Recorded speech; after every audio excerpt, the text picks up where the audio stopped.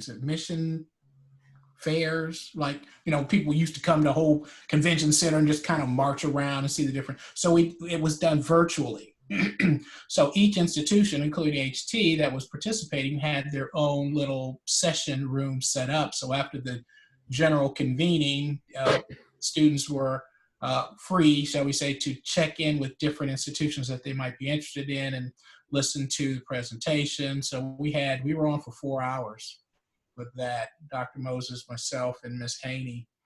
So we had the whole show going on with them. So I think there are a few more coming up. We ended up with having over 100 students visit our room, shall we say. So that was pretty good. And I think there's a couple more coming up. So we keep on moving. We've got a enrollment management meeting this afternoon with Mr. Knox. So people are like, what's he going to say? I don't know what he's going to say. Shoot. I don't know.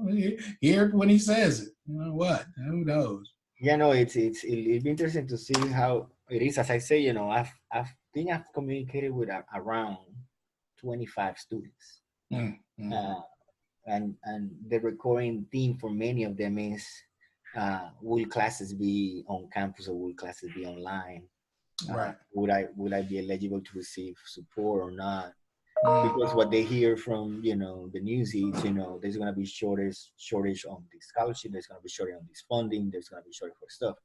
So for many of them, would I be able to receive any assistance? And for many of the parents, the question most often they have asked is, will my daughter be required to be on campus or be off campus? And concerns about will it be safe for them to be on campus compared to being off campus. So certainly, yep. And I know that's why administration hasn't made that call yet, because it's probably still a little bit too early to make that call. So all those decisions will be made in consideration of the safety of our students, the faculty and staff. So we'll see. That should be coming around here. So anyway, so I have received 3 texts, and the 3, you know, I'm at work right now. I can't make it. So I'm recording the session, Mr. Price. So just to use your time, and I know that Paula is there. So the main goal, and I'm recording it so I can share it with them, and they can. All right, very good. So the main goal, just to give an idea of the intent, at least for them. All right, that very good. Both individuals that I have been communicating are looking at HT as a possibility for them. Some as health scholars, so I have actually contacted some just as an academic side, but others are looking at the possibility of becoming student athletes. So what I wanted to get at the sessions for them to understand the options that they have from an academic standpoint, non-athletic standpoint, in terms of what are some of the options that they could entertain in terms of scholarship opportunities, but also what that process requires of them, like where do they start the process. Understood. So in that way, they have kind of like a roadmap for them to follow during this process. And Paula is there, so she'll be one that I'm recruiting for soccer. So we're looking at the possibility of helping her not only through athletic grant, but also for her, because she has high academic performance, the possibility of her to also be eligible for some academic scholarships. Understood. Very good. Well, good morning, Ms. Lopez. How are you? And welcome to our call.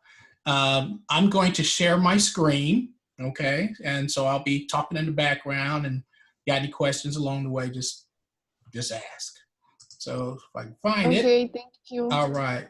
So I'm going to call this my scholarship primer for you. Again, my name is Ambrose Price. I'm the Default Prevention Financial Wellness Counselor here at Huston-Tillotson University.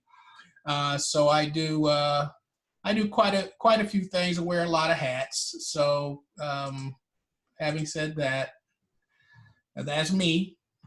And so I wanted to kind of break this down in a way that you could kind of remember it. So I said, I'm going to talk to you about what you need to do in 3 easy steps.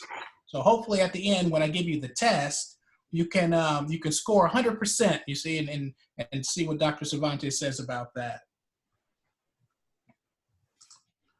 I'm going to, certainly introduce myself. I'm going to talk to you a little bit about statistics when it comes to students and their considerations on how they're going to pay for their college education. What sort of factors come into play? Where are their fears? Where are their concerns? So we're going to go over some statistics, and then, of course, the 3 easy steps. I'll close and answer any questions that you might have. Certainly got a picture here of couple of our finest. On the left, Mr. Etheridge is a former Tom Joyner scholar with the institution, and Miss Janice Jean works in our IT department, and that's just kind of captures them on a beautiful sunny day on HT's campus, also known as Bluebonnet Hill. So, Ms. Lopez, they call me the money man around here. I kind of have adopted that name as well because, you know, when people are having some challenges and they need some resources, they say, man, you just got to go find a money man. So, you know, I kind of embraced that. I'll tell you a little bit about myself. I was born in Chicago, Illinois. I attended high school, elementary and high school in Indiana. I graduated from the University of Southern California in Los Angeles with honors. I put that in there for a reason, and I'll come back to that a little later. And I returned to Indiana before moving to Buffalo, New York. And from Buffalo, I came down here to Austin because I like it better at 90 degrees than I do at 9 degrees. As a matter of fact, Dr. Cervantes, I will be celebrating 4 years with Huston-Tillotson in June. Oh, look at that, Mr. Price. Yeah, this would be my first class that students that came in as freshmen are graduating as seniors. So a little bittersweet that our commencement has been postponed because I was really looking forward to seeing some of those students walk across the stage and to share with you, Ms. Lopez, you know, a lot of my interaction with students is certainly, and I know with Dr. Cervantes as well, is a lot of the reason why we get up and come to work every day. To watch you guys come in as freshmen, you know, a little bit unsure of yourself, what you want to do, where you want to go, what your direction is, and then to watch as we kind of pour ourselves into you and you start to transform and to see that product at the end when you graduate. It's transformational, and certainly for me, it's somewhat inspirational. So that's kind of like where I'm coming from. You know, there was some statistics, that indicate that the students' concern about their financial wellness is a key influencer in being able to stay in school and to be able to get to graduation. So this survey captured, again, just a high level, 6,000 students from 12 colleges in 3 states. And some of the findings are that students are experiencing high levels of stress around the ability to pay for school and having just the basic needs to meet their academic potential. And I see that sometimes in our students when they're walking around and I don't know how I'm going to pay for this. I don't know how to pay for that. Now, I will share with you that some of that is on the student because some students, not all, but some just kind of are not aggressive enough to locate those resources, to reach out to the different individuals that are available to them, be it faculty, staff, administrators, that can really help guide them through the process. They seem to want to assume all this on themselves without really having direction. So it is important for me to offer options to students so that you guys don't have to sit around and worry about how am I going to pay for this, and that's going to disrupt your ability really to focus on your academics. So about 2/3 of them said they worry about not having enough money to pay for school. And again, my goal and objective is to work with the financial aid, work with the student, faculty to kind of get your financial aid package constructed so that you know exactly what kind of resources you have available to you. And hopefully that's going to satisfy your payment, your obligations to the university. So again, you can focus on your education. So approximately 25% of the students strongly disagreed that they know how they're going to pay for college next semester. So I also want to create this culture of informed consumers.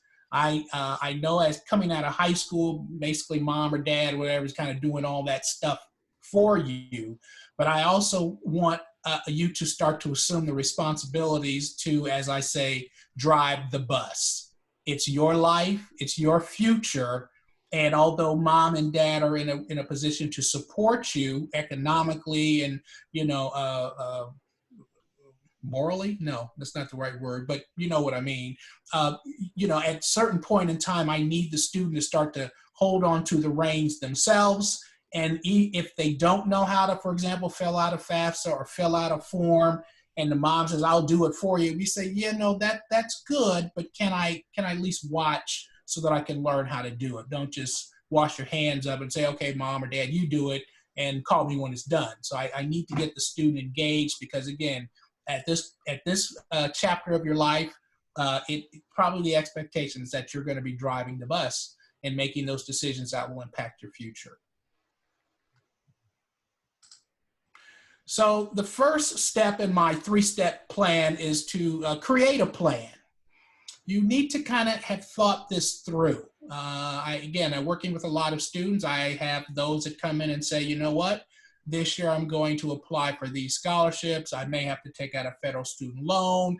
Next year I've got this kind of laid out. I've got a job lined up." So they've thought this through beyond just, "I'm in the door and now I'm done." So they've thought it through over the years as to what the resources they might have available to them in order to make this happen. And it truly does, I believe, especially for our HT student population, takes a village. It's a beautiful thing, again, to watch on commencement when that village comes together. All the family, the relatives, the brothers and the sisters that have supported the student throughout their journey. It's important that we connect with that village as we're getting ready to enter into our college university years, so that you might know, hey, you know what, I'm going to university, hopefully look for your support, you know, be it moral support.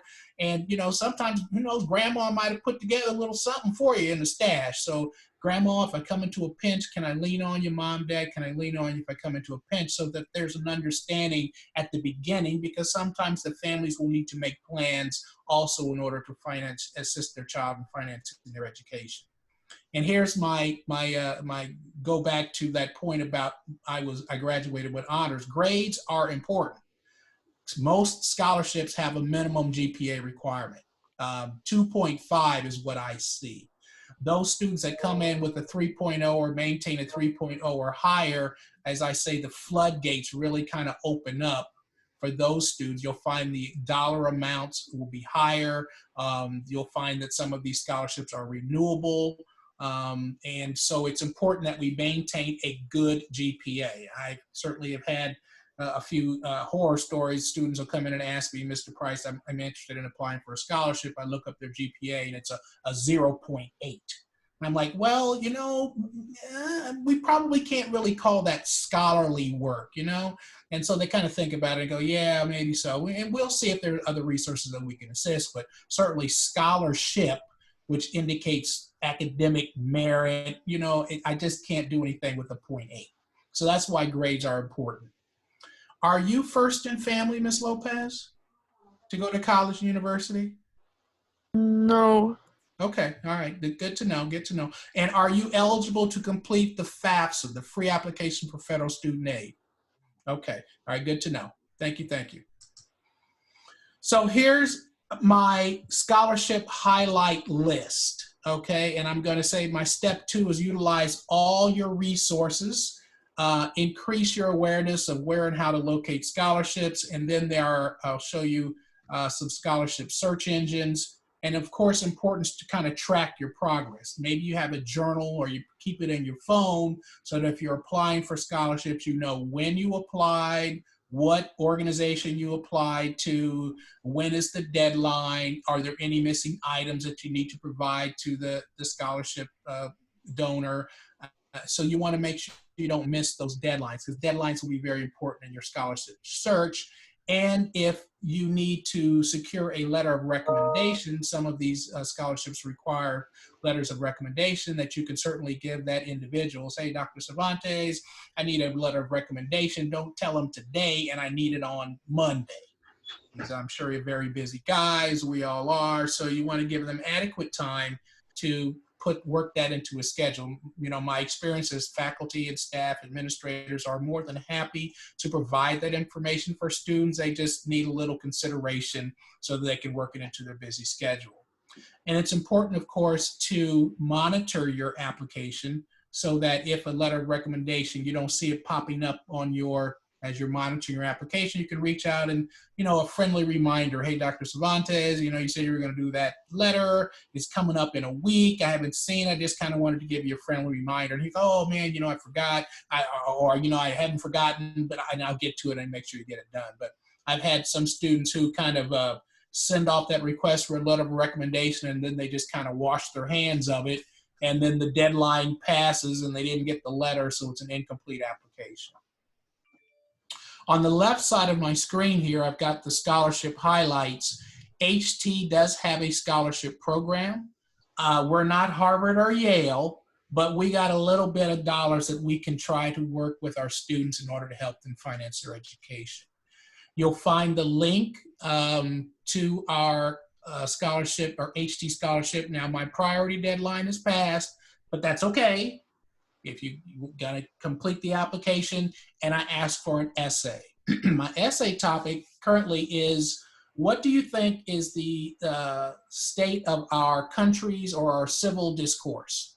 So discourse, and the way I would interpret that, is the way that two parties engage to gain an understanding. And when I crafted that question, I made it very, very general so that you as a student can kind of craft your response, your essay, in a way that answers that question that might be personal to you. When I crafted the question, I was thinking about politics at the time. How are our Republicans talking with our Democrats in an effort to gain an understanding? Or you might say, how is law enforcement working with African Americans? Or you might say, how are men and women? How's that discourse between them, young versus old? So there's a lot of different ways you can interpret that. And the second part of my essay question is, regardless of whether you think that group that you choose or those groups that you choose are doing a great job or are not so great a job, we can always find ways to improve. So the second part of my question is, list some ways that we can improve our discourse. So I would love to get an HT General Scholarship application and essay from you. And the question I have for you, what is your projected major? Business. Okay, very good.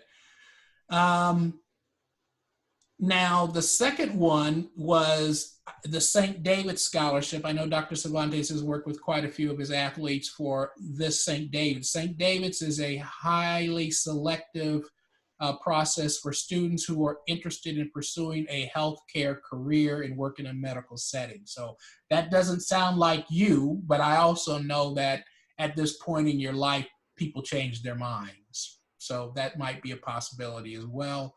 But that application is going to be, and by the way, Dr. Cervantes, I do have some of those from students that have submitted them to me. And also I did receive an email from Miss, starts with a T, Tyser? Tyser, yes. Yeah, Tyser. And so I'll be getting those out to her. I think she's getting some as well, inquiries. So we need to connect to make sure that that's somewhat seamless. Now, the next one, Ms. Lopez, is UNCF. Now, if you're not eligible to complete a FAFSA, UNCF, unfortunately, is probably not going to be much help to us at this time. I do have another website, and I'm going to have to find that one because we're not in the office, and I know my notes are in the office, but it was another website that had scholarship searches on them for students, particularly like international students. So there are scholarships out there for international students. I do have a website that I can point you to, but unfortunately I don't have that at my disposal right now. So I'll make a note to kind of see if I can get that information and share it with you. So you would be coming in as an international student. Yeah. Gotcha. Okay, good deal. The Wep Dubois Program, depending on where you are academically, 3.5 GPA, 1080 SAT, 22 ACT. This one, I'll call that the Cadillac of our scholarship programs. It's full tuition and fees for 4 years as long as you maintain your academic rigor. The Du Bois Scholars are also asked to do other things like in the community or participating in group activities that kind of help develop them socially as well. It's a neat program. Certainly I've had the pleasure of working with lots of our Du Bois Scholars. You'll find them as our leaders on our campus oftentimes. You'll find them in a lot of different positions of leadership within student organizations, or doing things out in the community that really positively reflect on them as individuals, and and subsequently on HT as a university. So that might be something. I don't believe that all the scholars have been selected, but don't quote me on that. This is not a program that I administer, but I have been in contact with the director. We are trying to make sure that we get all our spots and applications filled. So if that is anything that you think you might remotely be interested in, the link to the W.E. Du Bois Scholar Program is indicated here on this document. And this document, Ms. Lopez, you can find on our scholarships, grants, and loan page. And then I'll kind of, when I get done with this, I'll kind of take you through how to find this information on our website, okay? So again, I'm going to kind of gloss over UNCF, but HT is a member institution. They set aside $250,000 just for our students, but pretty much every scholarship on there, the question is asked, did the student complete a FAFSA? And when they send that information to me, if I cannot answer that in the affirmative, then basically they say, okay, thank you very much, have a nice day. Ms. Lopez, have you ever gone fishing? No. No? Well, I'm sorry to hear that. I have a lot of students that have told me that, and I'm like, you know what? I'm going to have to put together a fishing trip one of these days, because there's a lot of things you can learn about nuance when you go fishing. But tell me this. Certainly you kind of know, you heard about fishing, and you can tell me what you need to go fishing. What do you need to go fishing?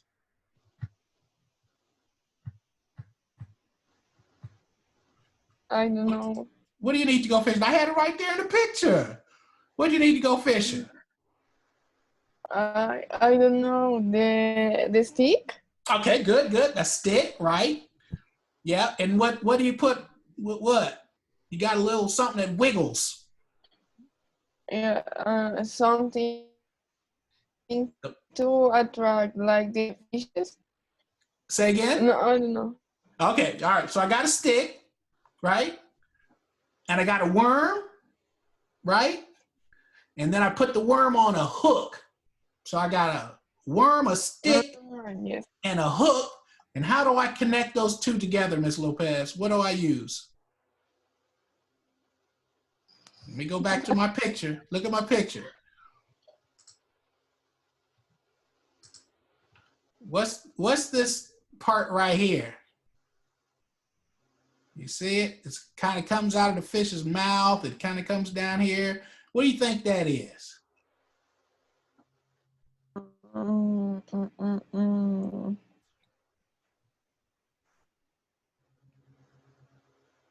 No, I don't know. It's okay. We'll call it a proper name, fishing line. But the common name, we'll just call it a piece of string. So I got a stick, right? I got a string, I got a worm and a hook. Okay, and that's my fishing hookup. So if I throw that into the water, Ms. Lopez, how many fish can I catch? Many. Many? I got one hook. No, one. One. Maybe you're going to catch one fish. I can't guarantee you're going to catch a fish, but I need you to be fishing, and that's how I think about scholarships. So I recommend that certainly all of our students that come in, they kind of devise a scholarship fishing plan. Maybe every Sunday they get their little, you drink coffee? Colombian coffee. Ooh, you drink coffee? Yes. Yeah, get you some Colombian coffee. Go to the library, set up your computer, whatever. Look at some of these scholarship search engines or some things that we might have on HT's website and go fishing. And now I know, again, there's an additional layer of challenge for our international students, but they have been getting the job done. I know our international students that come from Africa, there's a program designated for them. So we'll continue to work and look out for options for students from Colombia. All right. So having said that, I know some fishermen may have like 10 hooks. So they throw them in the water. So they might catch 10 fish, but they've improved their odds, right? Rather than just having one line in the water, they've improved their odds. So that's, I need you like this week, you put in a couple of scholarship applications, you put a couple lines in the water. Next week, you put a couple more. And the next thing you know, you've got a lot of things going on. You're tracking that information on a journal or in a notebook or on your phone so that you can make sure you're keeping track of those deadlines and any outstanding items that would be required to submit a complete application. Okay? Okay. All right. Let's see.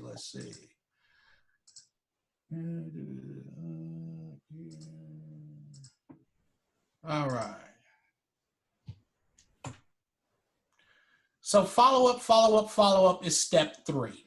I mentioned earlier that it's disappointing that sometimes I have to reach out to students using their HT email about an approaching deadline or for a scholarship opportunity. And, you know, I'll just, in the interest of transparency, as they say, a horror story or two. I've got a student who I awarded a $3,000 scholarship. All they needed to do was write me a letter. That's it. Send them an email, crickets. Waited a week, send them another email, crickets. Sent them 2 text messages, nothing. Called them on the phone. And I said, man, look, I'm trying to give you $3,000. You know, unless you got it like that, you don't need no money, but I'm trying to help you out here. And he said, you know, Mr. Price, I did not get those emails. That's what he told me. Exactly, that's what he usually says. So then I typically, when I do something like that, I send a delivery receipt and a read receipt. And I got an affirmative on my delivery receipt, and it showed that the student had opened both emails. So I presented him with that. I said, you mean like these 2 emails that it shows you read, or at least you opened? Oh man, and so all of that. So I said, well, look, I'm going to give you one last chance to get this $3,000. I need you to write me this letter. His response to me, Ms. Lopez, was, well, I'll try. And as soon as he said, I'll try, right, that's it. I knew it wasn't going to happen. And it sure as heck didn't. And that's, you know, I don't understand that. Perhaps I'm old school, but I don't understand that when you reach out to the students multiple times to try to assist and they don't respond. Now that's one group of students. I can share another story with you. I had a scholarship for graduating seniors. These seniors unfortunately had exhausted all of their aid eligibility and were at risk of not graduating. So I sent them an email and I said, hey, I can fix this for you, but once again, I need a letter and I need a picture. And within 10 minutes, I got my letter and my picture. And I was just, it kind of gave me chills, just thinking about it. So there's, for my experience, I kind of see in 2 different groups of students. And I want you to be in that group of students that says, I'm watching my email on the regular, I'm checking it on the regular, and I'm responding to any requests for information from faculty, administration, and staff. I think you'll find that to be a successful formula for success here at Huston-Tillotson. The student that gets involved in different areas of the campus in addition to their academics. If you're going into the sports world, my son was a track guy in college, so I appreciate the rigors of our student athletes. It's not easy to be a student athlete, to keep your grades up, to be out there every day to practice, to go on the road, to do the games, and you know, to keep all that managed is not an easy thing to do. So a student athlete in my mind is somewhat special to begin with. So be sure to check your email. That's what I put out there, your HT email specifically, because unfortunately, I don't have the time to be able to say, oh, Ms. Lopez likes to get her email through Gmail. And Dr. Cervantes likes to get his email through iCloud mail, and somebody wants Yahoo mail. I don't have time to go through all that. It just, my business channel is your HT email. Please, check that and make sure you do it on the regular, okay?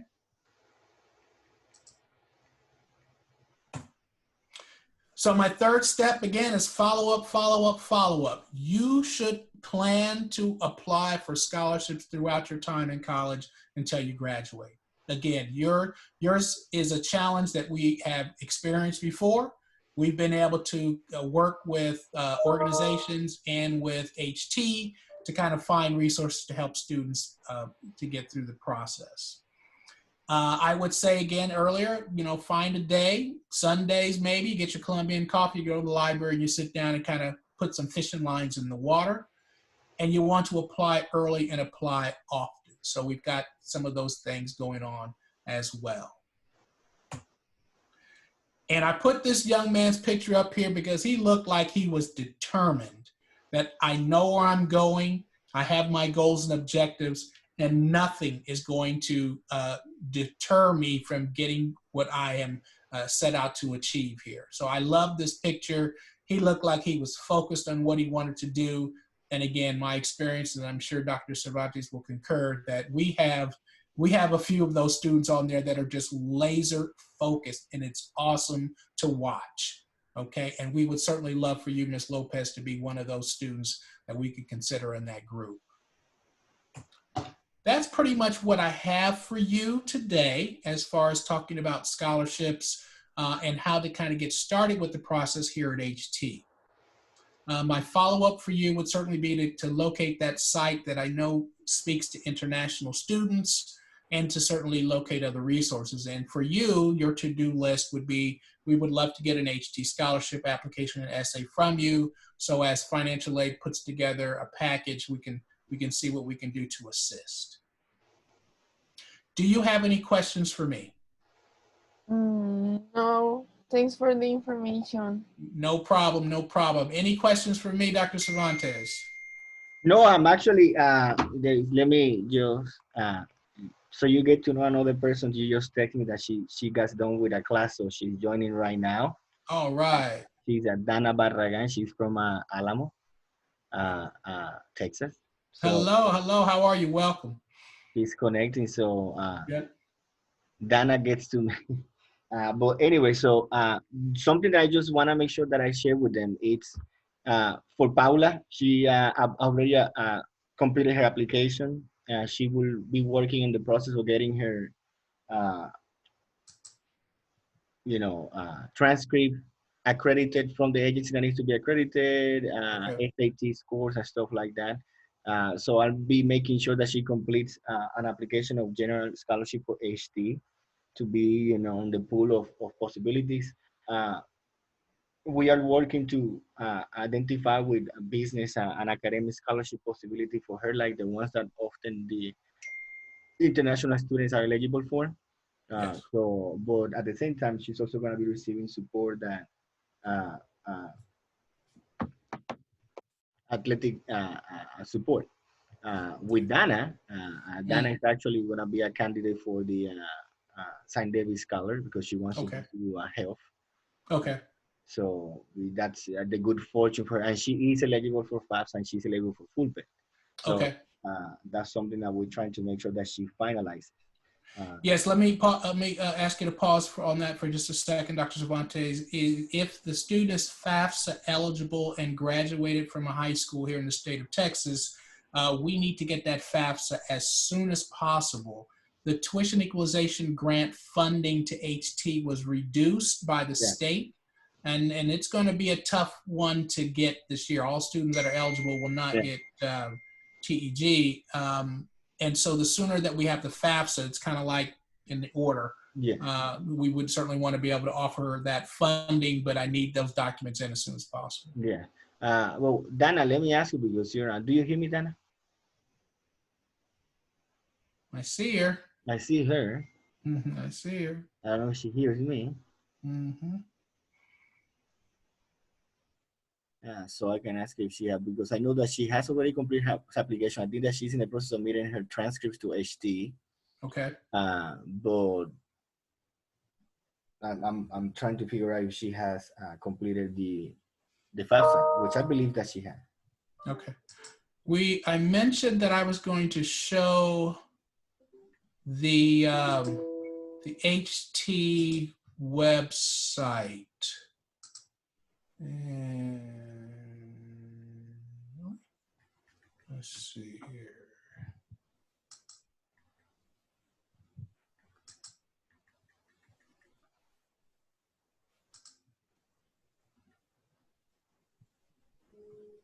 Can you see my screen? Yes. Yes. You can? Okay, good. So I'm scrolling over. This is their htu.edu website. Can you see that? Yes?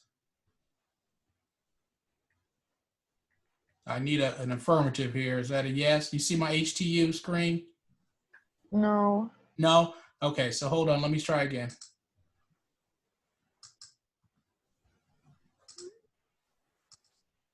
How about now? Yes. All right, there's our championship volleyball team right there. The girls brought it home as Red River Conference champions. So I know Dr. Cervantes got that in store for our women's soccer team as well.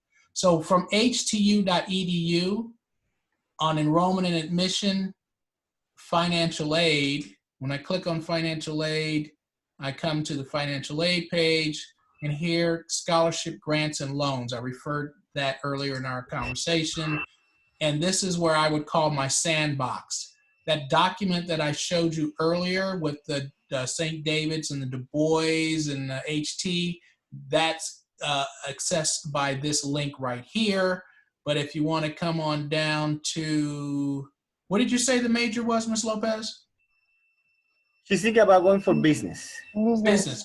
All right, so here is my HT scholarship application. So I click on this link here. It takes me to a document that looks like this. This is a fillable PDF.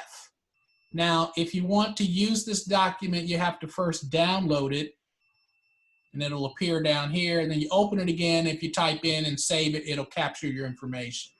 If you open it like this and say, hey, I can just start typing away, and you think you save it and send it to me, it'll look just like this when I get it, nice and blank. We don't want that. Here's my essay topic down here in the bottom, civil discourse, country's discourse, whatever. Now, I am in the process of changing this application. So if you click on that link for HT scholarship application, and it takes you to a different place, but the title is still the same, don't worry. We'll call it an improvement in the process.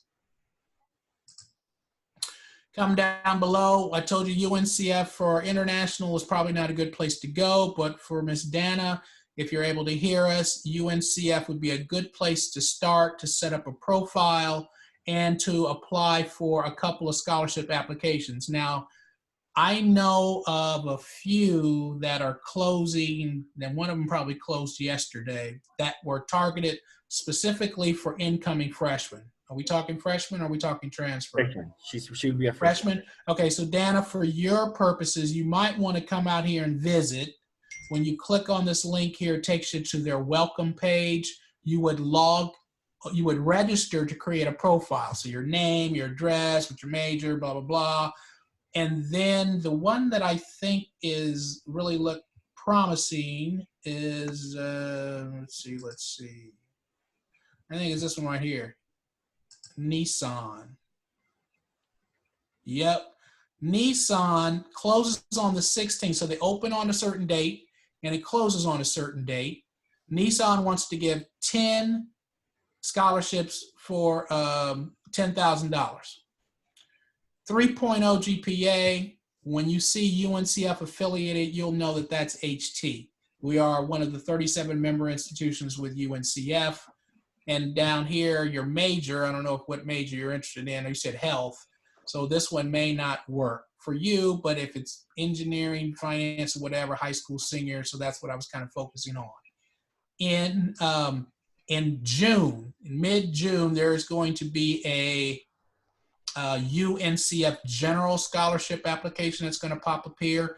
Absolutely, you want to do that every year. Every year. Unfortunately, I've had students that have said, well, I already did that. Well, yeah, you did it 2 years ago, and the UNCF is not looking at that now. The other one that I've been sharing with our continuing students is, and certainly this is eligible for high school seniors as well, is the Footlocker Scholarship. This one is also one of this excellent award.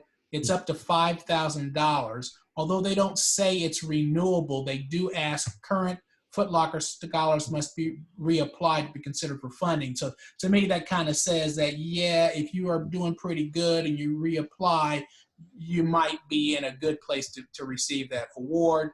We're talking up to $5,000. So, and that doesn't close until the end of May. They ask for a lot of stuff right here. You can see recommendations, transcripts, et cetera, et cetera. So, but there's certainly adequate time to make that happen. Mm-hmm. So there probably are other things. They open, they close throughout the year. So it's always my recommendation to visit here. Once you've set up a profile, when you log on, it'll take you to a student landing page where they will present you with scholarship options that you match the criteria based on your profile. So that's a pretty good deal right there. Yes. When I go back to my HT page, we, Huston-Tillotson, we are affiliated with the United Methodist Church and United Church of Christ. As such, sometimes they do provide financial support for our students, but oftentimes they want you to be a member of their congregation. That, to me, is reasonable. Sometimes it's not required, though. So on my HT scholarship application, you'll see where I'm asking about your religious affiliation. You're certainly not required to answer any of those questions, but I only ask so that I can make sure I have all eligible students kind of collected in my database so that when a scholarship like that speaks to United Methodist Church or United Church of Christ, I can target that to a particular student. Coming down below, I mentioned scholarship search engines, and Ms. Lopez, you might want to poke around out here. Maybe there's some options. I might recommend that you start with this one first, scholarships.com. They offer a lot of scholarships and they categorize them. So women, men, live in Texas, has right hand, all these kinds of things. They kind of do a lot of sorting and categorizing for you that might be helpful in your search. But these are all reputable organizations. My recommendation might be to set up a separate email account just for these kind of folks, FastWeb, etc., so that you're probably going to get 10 emails that you don't want and 2 that you want. So we'll call that the price of doing business, the cost of doing business with those organizations. But I would probably encourage you to go out there and as well, Ms. Dana, to go out and take a look and see what you see out here that might be able to work for you. And for Ms. Dana, if you're FAFSA eligible, if you've graduated from a Texas high school, you may be eligible for the federal Pell Grant and the tuition equalization grant, which comes from the state. But if that is true for you, it is important that we get your FAFSA into us as soon as possible. The tuition equalization. Let me ask that question right now, Dana. Do you hear me, Dana? Yeah. Have you already completed your FAFSA? Yeah, I already finished it. Okay. I already completed it. And you included HT as one of your options, right? Yeah. Okay, excellent. So, and Yeah, Dana, it's as I say, you know, she already submitted her admissions application, and is just working on getting the I believe the transcripts. Beautiful.